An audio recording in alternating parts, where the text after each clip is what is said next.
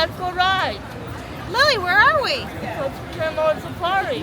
We're gonna do the safari. So sit back and enjoy the POV. Here we go. Woo! Let's do this. Woo! What is going on around here? There's some crazy animals out here. Yeah, the animals are loose, Lily. Let's go. Let's go.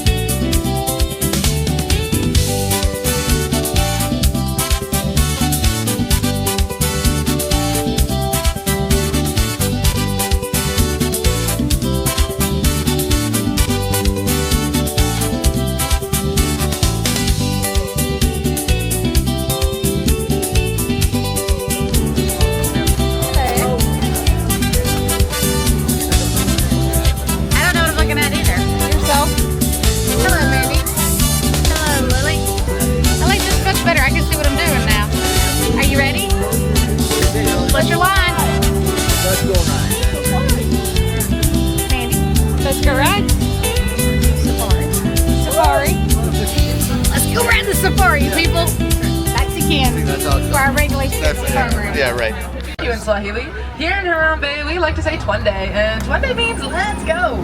So welcome aboard, everyone. My name is Kelsey, and I'm going to be your safari guide out there today on the Harambe Wildlife Reserve. Just a couple of quick things before we get started. Make sure you got those hands, arms, feet, and legs inside the vehicle at all times, and remain seated at all times. Please and thank you, friends. Looks like the warden cleared us to go, so Twende, everybody, and off we go. We will now begin our journey in the Little Aturi Forest. The Little Aturi Forest is home to animals that rely primarily on camouflage and are a little more shy by nature. So look over to the left because there's a rust-colored animal. This rust-colored animal is called a bongo, and both male and female bongos have horns, but the males are going to be a much darker rust color, sort of like the color of the okapi to the right. Now the okapi have these zebra-looking party pants, but despite those pants, they aren't related to zebras at all. Instead, they're related to the giraffe, with an identical skull structure, a prehensile tongue, and a similar body type. Now, the okapi were previously thought to be fictional, as they weren't known to Westerners until about 1901, but they had been known to others around the world long before that. Over to the left, there are some birds in the watering hole. These two birds are the saddle-billed storks, and it's important that there's two because they are maters for life. So these birds are one happy couple. Try to take a good look at their eyeballs. If they've got yellow eyes, that's going to be the female stork, and if they've got brown eyes, that's going to be the male stork. They've got a wingspan that can grow to be about 9 feet wide, which is about as wide as that canopy above your heads. Over to the right, this beige animal is a greater kudu. Now, only male greater kudu have horns, so that one is female. And take a good look at these bushes, friends. Let's see if you can find the other one. They all don't seem to have horns, so that makes them all female. And they will have about 6 to 10 white stripes on their body to help them blend in with the shining rays of the sun. Ooh. Looks like I'm not seeing an animal, but I am seeing a lot of bamboo. Bamboo is an excellent resource because it grows almost as fast as grass does, and sometimes up to about a foot per day. So there's plenty in abundance, and it's easily replenishable. Makes a real good alternative to plastic. Coffee River is said to be home to animals that are semi-aquatic. So keep your eyes on land and in the water for any bubbles, ripples, or shadows. And friends, this is a real truck, and I really am driving it on this really bumpy road, so it will be a little rocky. Just make sure we hang on tight. To the right-hand side, I'm seeing some feathers, but if you look on land, I'm seeing a hippo. That's going to be a Nile hippopotamus to the right-hand side. Nile hippopotamus are nocturnal, but this one's up and about right now. Looks like they're eating some grass, which makes sense since they are herbivores. Also to the right, these birds are the pink-backed pelicans, and the pink-backed pelicans get their name from the feathers on their back that blush pink during mating season. And they are colonial nesters, so they can nest in groups up to about 500 birds. And a group of pelicans is called a pod, so that is a pod of pink-backed pelicans. Try saying that 10 times fast. Over to the left, we're looking for a bloat of Nile hippopotamus. Now, that is what a group of hippos is called, a bloat. And you can remember that because this bloat floats. Nile hippopotamus spend a lot of time in the water, but they really don't care much for swimming. So you usually find them walking along the bottom or floating near the top like these Nile hippos to the left-hand side. Now, if you notice that they're pink, that's because you have to be pink in order to live in the Safi River. I'm just kidding. It's because they omit this pink-like liquid called blood sweat. But don't worry, it's neither blood nor sweat. It's actually more of a sunscreen. It helps protect their skin, but it just happens to be pink in color. And it does look like we're gonna go over Croc Bridge. So as the name suggests, keep those eyes open to either side, land and water, because we're looking out for a scaly animal. They be in the water.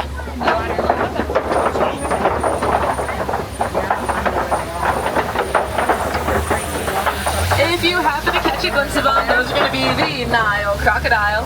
And Nile crocodile can grow to be about 20 feet long, which is about as long as a giraffe is tall. They are known for their incredibly toothy grins, but despite those grins, they're also really gentle parents. They'll pick up their eggs and roll them around in their mouth to aid in healthy hatching. Making our way up this small hill and sitting on top of it is a pretty big tree. Over to the right, that's a baobab tree. But the baobab tree is also known as the tree of life. So if that sounds familiar to you, it probably should. This tree is going to go leafless for about 9 months of the year to help conserve thousands of gallons of water inside of its trunk, providing food, water, and shelter to many animals on the savanna. Speaking of which, we are now entering the savanna, and the savanna is going to be home to animals that might look a little more familiar to you. These animals tend to be migratory and prefer to live in larger packs or herds. And you'll see, friends, the savanna sure is vast, so you gotta keep a wide lookout to see what kind of animals are out here today. Over to the right, looks like I'm seeing a Maasai giraffe. Maasai giraffe can grow to be about 18 to 20 feet tall. But that does make them one of the tallest animals in the world. Now they are to the right hand side, so they are a little far away. So looks like we're gonna try to make our way all the way over there. In the meantime, if you look to the left, you might catch a glimpse of the African painted dogs. The African painted dogs are laying down behind this little boulder on the left-hand side. They're in the shade, and they get their name from the paint-like splotches that sit on their coats. And just like our fingerprints, no two coats are alike. And unlike domesticated house dogs, those dogs only have 4 toes, so no dew claw. Keeping those eyes to the left, you'll notice an animal laying down in the shade. Back in this left corner are the sable antelopes. Sable antelopes are the emblem of the Harambe Wildlife Reserve, as they are extremely brave and territorial. They're one of the only animals to stand their ground and fight when faced with danger instead of run away, which is why we chose them to be the emblem. Also to the left, these bearded gray animals are the wildebeest, and wildebeest sure are migratory. They can migrate in groups up to about 1.5 million wildebeest and travel roughly about 500 to 1,000 miles a year. Now there are quite a bit of them over there, but don't be surprised if we spot a few more along the way, because they are one of the world's most densely populated migratory animals on the planet. Looks like we are going to make our way closer to those Maasai giraffes. They are on the move a little bit, which makes sense since they are migratory, like many of the animals in the savanna. You also might have noticed that the savanna is a wide open place. It looks pretty different from the Safi River and the Little Eternity Forest. That does mean that the animals out here are going to rely more on their numbers and their speed or agility. And if you can't spot them, they look like they may be a little tricky. It's likely because they're in the shade. It gets super hot out here today and every day in the middle of the day. So a lot of the animals out here are gonna sleep during the middle of the day, and especially in that shade means they're most active in the morning and at night. Over to the right, we're seeing this smaller Maasai giraffe. Now the Maasai giraffe, if you remember the okapi from the Little Eternity Forest, these are their only known relatives. Again, they share that skull structure, their body type, and a prehensile tongue. Now prehensile is a pretty big word, but what does it mean? Well, it means hand-like. So they're able to grab things with their tongue, sort of like we grab things with our hands. Also to the right, look up on that hill, there's even more wildebeest up there. Like I mentioned, they travel in large numbers. The wildebeest are sometimes known as the Gnu. That's going to be spelled G-N-U. And they're just named after the sound that they make. Oh, there's some more wildebeest over there. Looks like we were going a little poli-poli. Poli-poli means very slowly in Swahili for this Maasai giraffe, but they have made their way out of the road. So over to the left-hand side, you'll notice quite a few of them over there. A group of giraffes is called a tower, so we're going to pass on by this tower of giraffes. If you get a good look at their head, take a look in between their ears, you'll notice they got tiny little nubs. Those nubs are called ossicones, and they're made out of bone and attached to their skull. And they're going to share those ossicones with the male okapi only. Now friends, we've seen plenty of cool animals already, and our journey is not yet over. We're going to head even deeper into the savanna, but the scenery is going to change just a little bit. So keep those eyes open to either side, and let's see what kind of animals we find over here. Looks like the vegetation One has equally gotten pretty dense, so this may be tricky to try and spot these animals. To the left, you might notice that monkey way back by the cave. That monkey's called a mandrill. Male mandrills have the brightly colored faces and rears. They are one of the world's largest monkeys, with males growing up to about 100 pounds and females growing up to about 25. That one walking around back there is female. And they are one of the only monkeys to smile as a form of a greeting. I'll take the scenic route, which is probably a good thing since that road does not exist anymore. But yeah, that rear of the elephant sure does. Now hopefully if we make our way over there, we'll find the other half, so let's keep going. You might notice that the elephants and the mandrills hang out in this green part of the savannah. Plenty of trees and plants to go around, but unfortunately they are facing habitat loss due to deforestation. So if you want to do your part to help conserve environments, just like the one we're traveling through right now, you can do your best to reduce, reuse, and recycle. Scary bridge. One of my favorite things to recycle are glass jars. That's things like pasta sauce jars or certain brands of apple juice. They make really good storage containers and sometimes even vases for propagation of plants or flowers. Now we're making our way over this bridge, and we did it! Over to the right, this dirt is starting to change color, and that's because we're heading for the red clay pits. Red clay is an excellent resource used by many animals on the savannah. And if you keep your eyes to the right-hand side, you'll notice these elephant tusk marks in the clay. That's because animals like the African elephant to the left will eat this clay as a source of vitamins and minerals that they're missing in their everyday diets, sort of like how we take vitamins ourselves. Now I'm seeing quite a few African elephants over there, but they are just a little far away, so I'll try my best to take us around. Good thing we're here for 2 weeks, there's a so baby we have plenty of time. Over to the left, you might see that small African elephant. Now friends, the African elephant tusks grow throughout the entirety of their lives, but this one doesn't have their tusks quite yet, so that does mean that they are younger, perhaps still even a baby. And African elephants have one of the longest gestational periods of any animal. They're going to carry that baby for about 22 months. We're going to come around and get a better view of this little herd of elephants. There's that baby as well as a couple more elephants, friends. I'll get that one. Now a group of African elephants is called a herd, and herds are matriarchal societies, so they're going to be led by the mother and the grandmother elephants. The male elephants will often break off and form groups called bachelor herds, so it's likely that a lot of the elephants we see to the left are female today. Now we are going to travel through some water, so just hang tight, friends. Hopefully we'll find some more animals on the other side. Looks like I'm seeing some more feathered friends on the other side of these waters. Over to the left, you'll notice the greater flamingos. And greater flamingos are the largest and the palest flamingos. And they get their pink color from the beta-carotene found in shrimps and other crustaceans that they eat. And if you notice them sticking their head in the water, that's because they are filter feeders. So they're gathering up a bunch of mud in search of those yummy little crustaceans, and they'll filter the mud out the sides of their mouths to have themselves one delicious meal.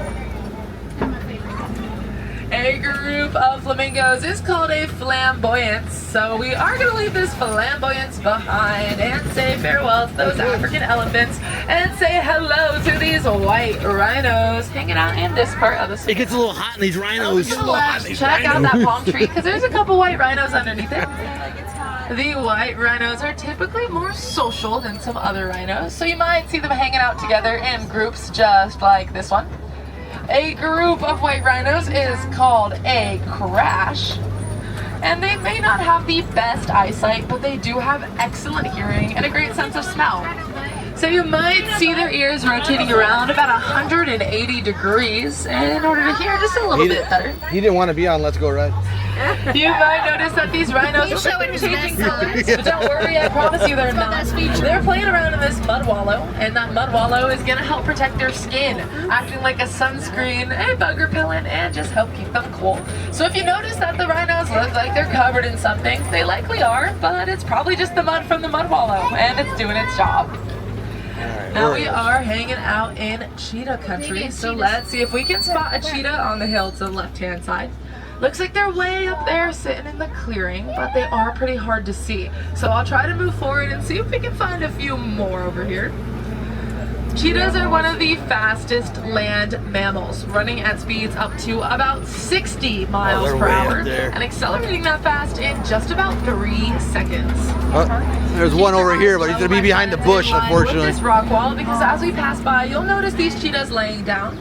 They do run super fast, but they cannot do it forever, so they do need plenty of rest, like these cheetahs to the left-hand side.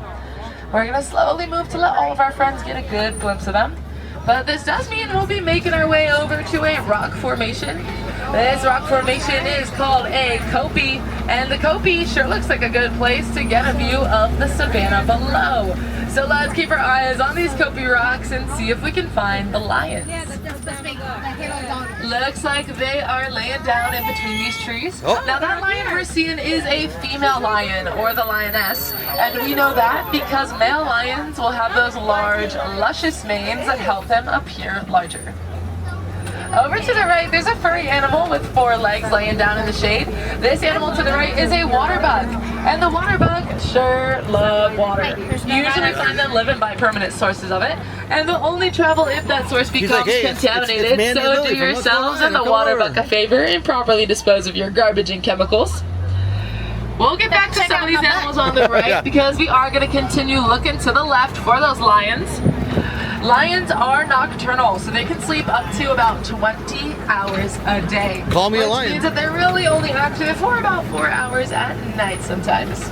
That time of the day. Sleeping female lion. Looks like there might even be 2 of them over there. And if you keep your eyes low, you'll notice the male lion sleeping on this wall of kopie rock slanted down there. They sure need plenty of rest because they do their hunting at night, but it's actually the female lions who do the hunting. Male lions will stay back and guard the home. Warthogs. And warthogs are one of the world's largest burrowing animals. They're hanging out behind these logs, so I'm going to move forward so we can see them. They will burrow inside of these holes and stick out their tusks to help protect themselves from larger predators. And they may be smaller, but they are pretty fast, running at speeds at about 34 miles per hour. And to give you a good idea, these white rhinos to the right run at speeds at about 35. So it's going to be a pretty close race. When I was a young warthog. Checking out the right-hand side, that white rhino sure is covered in that mud. But if you look in the shade, you'll notice the neck of an ostrich. Male ostriches have black feathers with white tips, and females have gray feathers. So those 2 birds over there are female. And they are one of the world's largest birds, however, they are flightless. So instead, they run at speeds at about 40 miles per hour. Also to the right is another sign of those birds. Check out those ostrich eggs on the ground. Now those eggs are big. 1 egg can weigh up to about 3 pounds, which is around the equivalent to 25 chicken eggs, or about 2 dozen eggs. And my friends, it looks like we're coming up to the last stop of our safari for today. We are entering McDevitt Glen, and McDevitt Glen is home to the Warden's Post. If you haven't guessed it by now, here on the reserve, we are all about conservation. What can we do for these animals? Because they do so much for us, and many of the animals we saw out there today are still endangered. Over to the left, looks like the Warden has domesticated some Nigerian dwarf goats. Now, despite their small size, these Nigerian dwarf goats are actually fully grown, and they produce a sweet kind of milk that farmers use to sell for a profit. And in turn, farmers will give these goats food, water, shelter, and anything else they desire. If you look in the back of the truck, they have even climbed up in there. That's because they have an excellent sense of balance, so they are great climbers. That does mean now I gotta tell the Warden there's a goat in the truck. So we do gotta head on out of here, folks. Let's say see you later to the Warden and those goats. Bye, Warden. Bye, goats. Alright, my friends, it looks like our journey is slowly winding down to an end, but we sure got to see some pretty big animals out there, like my personal favorite, the African elephants. Yay! And although some of these animals are big, there are small things you can do at home to help conserve their environments and save you money. Some of those things include turning off that faucet when you soap up your hands, soap up a dish, or brush your teeth. In the waterfall. Because fresh water is one of the most valuable resources on the planet. So you gotta do your best to conserve as much as possible. You can also purchase a reusable water bottle. That water bottle not only saves you money and keeps your water cold, but I got you. Single-use plastic. Try an elephant. So if you got that water bottle with you, go ahead, fill it up at any refill station found around the parks. Cheers, friends. And this does conclude our safari for today, but don't worry, I'm taking you back exactly where I picked you up from, so we are going to be together just a little while longer. Hang tight, friends.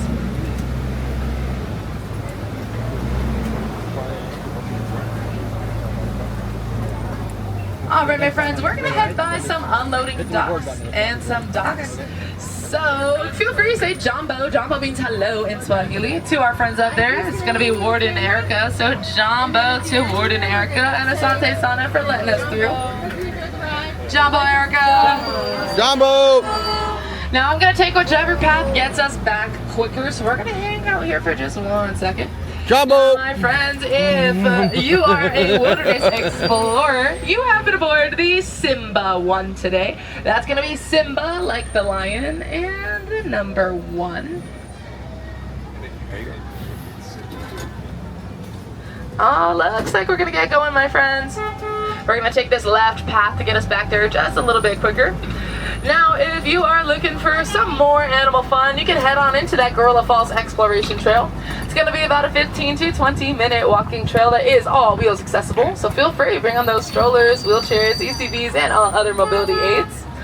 Over there, you might catch a glimpse of animals like gorillas, meerkats, mole rats, amphibians, an African bird aviary, colobus monkeys, a different kind of zebra, and maybe a glimpse of animals we saw out there today, like the okapi, or an underwater viewing of the Nile hippopotamus. Now, if you want to head into that trail, it's going to be a left off our dock. If you want to head on to your next adventure, it's going to be that right-hand turn.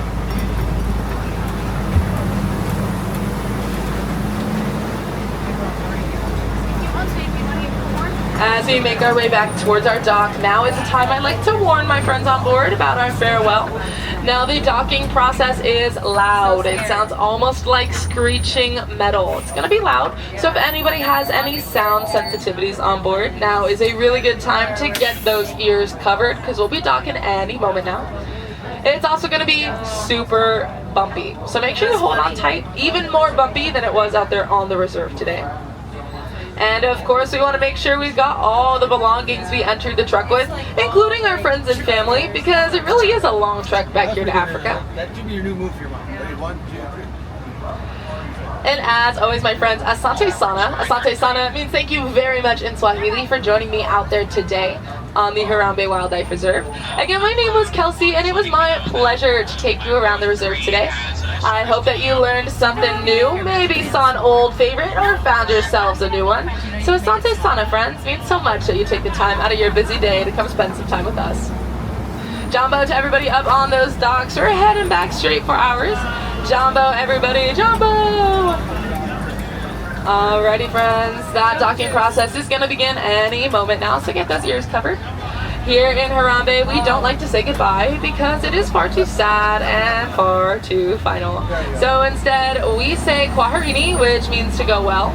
So Kwaherini friends, go well, go wild, go make a difference out there. Have yourselves a grand adventure today. Wow. Hey, Lily, is the ride over? Yes. The ride's over. Got it, Warden. Okay. Alright, watch your hands on your legs. Those doors are sliding open. Please watch your step and enjoy the rest of your day. Friends in the front, wait for that magic silver carpet to come down. We can